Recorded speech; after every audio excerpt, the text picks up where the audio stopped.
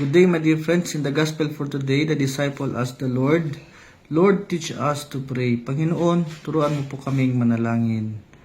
At siguro ito rin ang pinakamagandang paraan bago tayo magsimula ng ating pananalangin. No? Hindi lang basta magsalita, kundi hayaan natin ang Diyos na magturo sa atin kung paano manalangin ng tama.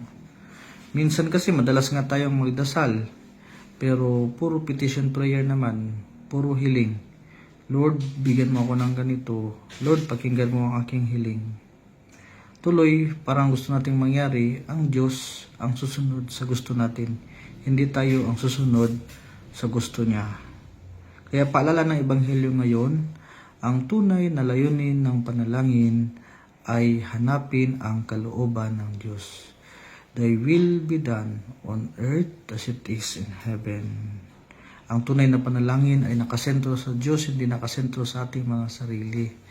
At kapag ganito ang ating mga panalangin, unti-unti tayong babaguhin ang ating panalangin na maging mas mapakumbaba, pagmahal, mapagpatawad, maunawain, kasi mas lalong lalalim ang ating ugnayan sa Diyos.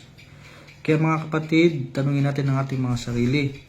Ang panalangin ko ba ay nagpapalapit sa akin sa Diyos? May nagbabago ba sa akin tuwing ako'y nagdadasal?